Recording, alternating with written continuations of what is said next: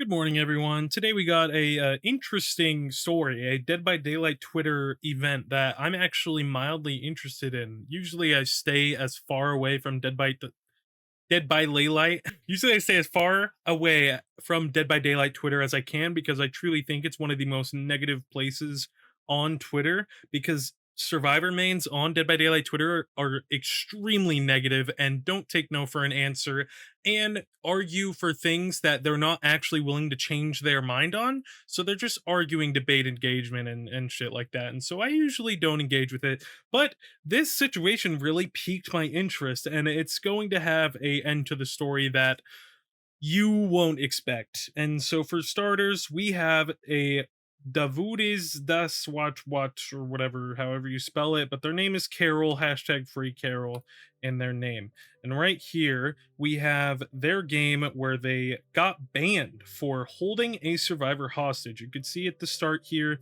that they're playing the game normally. It took 6 minutes for them to get their first kills. There are two generators left, two survivors left. Then, right here, we have 16 times speed footage where they allegedly hid for 8 minutes without touching a generator. And then they go across the map and hide even more. Eventually, Carol finds an Ada. And I think this is very funny because the Ada's just so dog shit at hiding, she can't even hide correctly. Like, honestly, for if you're gonna be a hide and seek player in Dead by Daylight, 8 minutes is rookie numbers, dude. You gotta level your game up right there. Get better. But as we see here, Carol holds the Ada hostage for 7 minutes, and it takes 7 minutes for the David to pop two gens, open the exit gate, and leave, which results in a 26-minute long match and the death of Ada and securing the 3K of Carol, which this results in Carol being banned. Now, originally, this ban was only for 2 weeks, but they tweeted this yesterday. The ban was miraculously changed from a 2 week ban to a permanent ban, which this completely boggled people's minds. The only reason up until now that people had to think that it was justifiable to promote it from a 2 week ban to a lifetime ban was that Dead by Daylight was butthurt that they were getting grilled on Twitter, and how there's the double standard between killers and survivors for the sole reason, at least this is how I feel, that the developers are extremely survivor sided, and most of the developers are probably survivor mains, because you really don't see a lot of killer sided decisions in the game nowadays, at least. And so this was the running theory. Now, of course, you have your fair share of entitled survivor mains replying like, God forbid someone want to stay alive, but Carol is not good at arguing their side either. Winning has never been that serious in Dead by Daylight. Which then what did I just do? My fucking god, I hate Twitter. Hang on. I'm picking this path, by the way. Alright, we're back on the tweet, and this person says, God forbid someone want to stay alive. Now, Carol does not do a good job at arguing their point in any of their replies. Carol's constant reply is something of this sort: winning is never that serious, which doesn't make sense to me because in this situation you literally you just stood still for 7 minutes. You stood in front of the Ada and went to do dishes, dude. And so clearly to you, winning was serious in some way, or you had some type of virtual grudge with this virtual person that you were willing to hold them hostage in some manner. And while the survivors were holding you hostage as well, actively not doing anything, going out of their way to hide, running away whenever they see the heartbeat on the screen, and purposefully not touching generators, this does not help your point at all. This is kind of like the people who hop on a video game after not playing for a while, and then they get kind of grilled for being bad, but they think it's okay to not take accountability because they haven't played the game in like a week, which once again, in that situation, it doesn't look good for you. But this person isn't in the right either because their defense is also completely without a foundation, and there's no reason to really argue for either side. Not everyone plays like you, and that's okay. Another thing that Carol did was they went through the replies of their posts and rated them based on how good of rage bait they were. Like this one got 6 out of 10, too late to the parade though, and your comment was all the way at the bottom. So pretty much things that are out of this commenter's control. But this person's comment is also pretty brain dead. They can fix it when they fix tunneling XOXO. It's just one of those little TikTok girls that are entitled and think they mean something. But in reality, they're probably just bad at the game. Like they're probably not actually getting tunneled. They're probably one of the players that think if you get hooked twice within the 5 minute time span, even if the killer hooks two people in between your first and second hook, that it should be considered tunneling when it shouldn't. We have other rage bait posts. Killer mains keep crying, bro. How about get better at tracking survivors? Stealthing is part of the game. And this is a point that I've had come up in my previous videos. Stealthing is part of the game, but also doing generators is part of the game. Staying alive does not do anything for you if you're not doing anything with your life.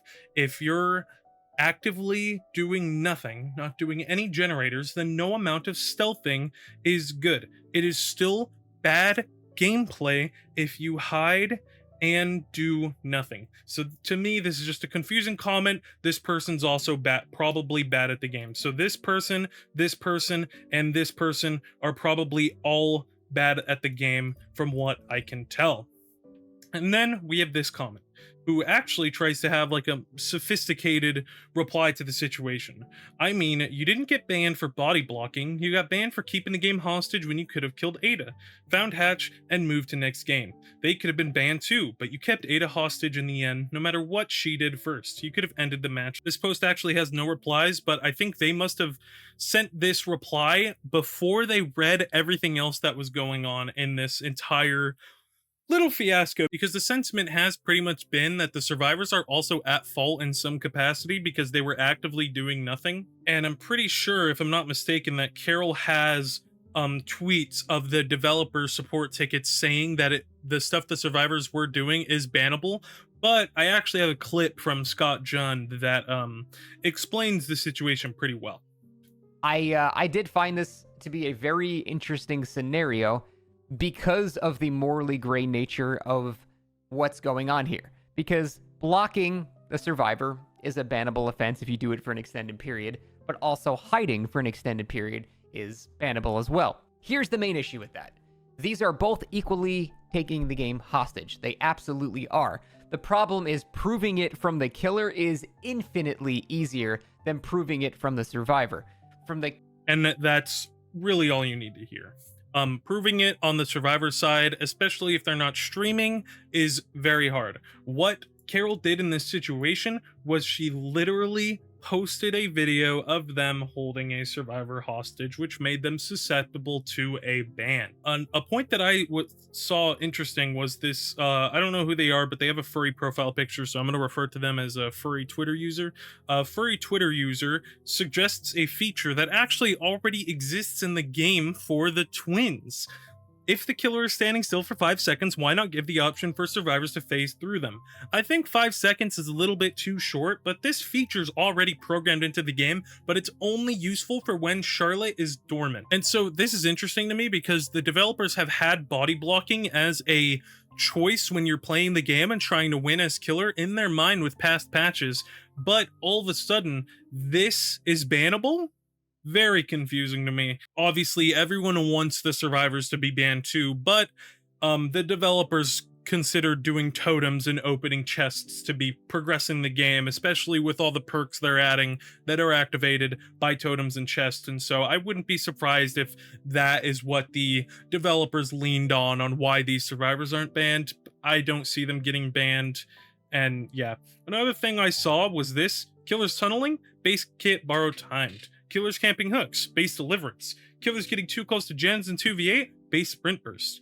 And base kit unbreakable is coming soon. And now killers have to break doors and totems. When are killers going to get ruined base kit? Now this last part doesn't make sense because base kit ruin doesn't do anything when the survivors are hiding and not doing gens. And now originally I was kind of on this person's side. This does highlight the survivor-sided development team that Dead by Daylight has, but it turns out that they're actually arguing against Carol, just saying to stop crying because it's fair that survivors get everything they want. And I have no idea what they're talking about, but I just thought this reply in specific was funny. Now, there is just so many questions in this situation. We've been over the rage bait, we've been over the replies, we've been over the situation. The ban magically went from 2 weeks to permanent. And so now I have another clip from Scott Jun kind of going over it. Why did the ban go from 2 weeks to permanent? Not too many options here. The first is Carol is just lying. They have been banned before. We have no way of ever knowing if he has not been banned. So that's not something we can ever prove. Or option B, behavior absolutely overkilled the punishment for some reason. Now, I wish I could make a whole video documentary talking about the ambiguity and the confusing aura around the situation, but we already have our answer as of today. Carol sent this as a reply to a support ticket and saw that behavior saw that their account was flagged for save objecting and ban evading. Behavior responded saying they're not lifting the ban as the 2 weeks was justified and upping to a permaban was due to me being banned previously. Then she tells the story where she moved from PlayStation to PC 3 years ago and save injected, which is something I was not aware of. I didn't know what save injecting was until today. To me, it's just beyond confusing. It's just something cheaters do, point blank. And it's they injected 60 of each add-on onto all their killers, and their reason was that they streamed Dead by Daylight and wanted a point to start off, but they still bought all the chapters and bought cosmetics and didn't actually cheat, and that's how they kind of defend themselves. I do not mind facing the consequences of my actions. I'm not a child. I just want to be some consistency with the number of things. Why was my first offense on that account banned on a time period that isn't even a step disclosed by behavior themselves? Why am I flagged for 60 whole add-ons when actual cheaters, I can think of 4 off the top of my head by name, and still allowed to play Dead by Daylight? It seems odd coming clean and admitting to something trivial that y'all already know, but I seriously don't understand why this offense has had me marked worse than several other members of the community who have literally held several streamers hostage for hours, and actual racist and transphobes who are still sitting on the platform. Why are bannable offenses even allowed to occur in the first place 8 years down the line when the fix is so simple? I've asked behavior if it was a HWID ban.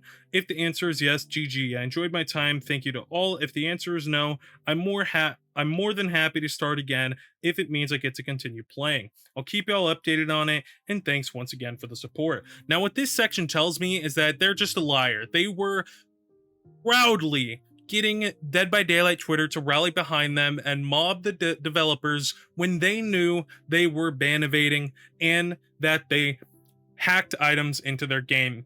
I don't know if hacked is the correct word. Once again, I don't know anything about save injecting, and so it's just very confusing to me how they were proudly playing like the internet police and trying to say what was right and what was wrong when they knew that this was a possibility. Personally, if I was in Carol's shoes, when I got banned, I would have just stopped talking about it. If I stopped talking about it, it would have. If Carol stopped talking about it, I honestly think maybe they wouldn't have been promoted from a 2-week ban to a permanent ban. Another thing I find very funny is that the David took 7 minutes from this point to this point to get the match to end.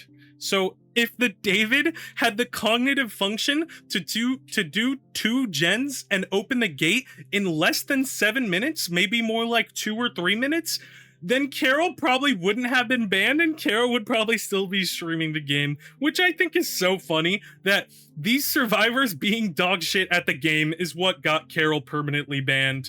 And I don't know what Carol's really getting at being compared to like worse people in the community. Cheaters do get permabanned when they are able to be tracked down and caught, when their accounts are tracked down and caught. But they just ban evade, which is what you were doing. You were ban evading. And so in a way, it makes sense. Now, I don't know if they're referring to the community or the rulings of behavior themselves, but to me, it makes sense. You get permabanned because you were permanently banned before for save injecting.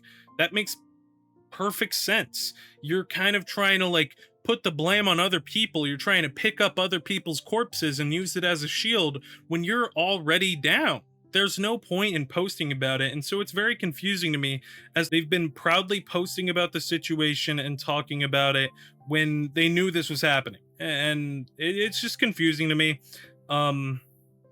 But it still is funny that if the survivors were just better at the game, she would not. I keep saying she because Carol, to me, when I hear the name Carol, I think of Carol from the Walking Dead, and that's a she. So I'm sorry, I'm not trying to offend anyone, but yeah. But and then we get to this post, which I thought was pretty interesting, where Dvveet posts a subtweet saying, "Friendly reminder, cheating, save injecting, and ban evading is against the rules and will result in your account being permanently banned, especially if you have publicly admitted to this before just to act surprised when you are permabanned. And trying to use a different situation to make it seem like an unfair ban is a choice. This also applies if you have merged an account via cross progression to a previously banned one and are surprised that yours has been banned too." Carol tweets this and says, "Friendly reminder, glazing behavior after abandoning all your friends and subtweeting me after blocking me ain't gonna make you any less irritating. Ain't gonna buy your friends back. I'm beyond sorry for every time I stood up for you when others wouldn't. Actual piece of work. You have sold your soul to behavior for Twitch shirts that they haven't given to you yet. You have lost friends that have been with you since day one through no fault of any other party but yourself. Not to mention some of your remaining friends have save injects, and you know this. I don't want to hear it." I'm assuming they mean don't want to hear it. And I just think this is very funny. I don't know who Dvveet is. And here, this story, it seems like there's some Dead by Daylight news account or something, and they're just literally being a dick about the situation, who I assume they were previously friends with Carol. It's so funny to me. And so, to sum everything up, there are no good guys in this story. Carol is a liar and was ban evading the entire time. The survivors that Carol played against are bad at the game and got Carol banned because they're bad at the game. Behavior, unironically, this is a behavior W. They're banning someone that was ban evading and injecting items into their profile. So good on them. Scott Jund is a good guy. Everyone subscribe to Scott Jund. I love Scott Jund. And Dvveet is just a fucking, according to these replies, just an insufferable, annoying person, who hasn't even gotten their Twitch shirts, but they're just sucking behavior off, trying to get those Twitch shirts really bad, which I think is very funny. And I think, as just an end note, how the fuck do people get permad when they're body blocking someone who is already stalling the match out? When people like Pro Vengeance throw slurs at people for beating him in a video game, which has also been recorded. And I'm assuming these are clips of him saying slurs or getting mad at people just for beating him in the game. And to me, it's just like, Dead by Daylight needs to do more. The only reason Carol got banned, truly, I believe, is because they posted it. Because they posted this clip, they got banned. That is the only thing I can think of. None of this would have happened if they weren't posting about it. And additionally, none of this would have happened if the survivors Carol were playing against were just better at the game and the David did the generators faster. But I think this is a wake-up call for Dead by Daylight to ban more people who are save injecting, allegedly, and who are cheating, allegedly, and are abusing the post-game chat and calling people slurs on stream and just being horrible people. And yeah, that's pretty much the end of the story. If you enjoyed, thanks. I'd appreciate if you like, subscribed or something.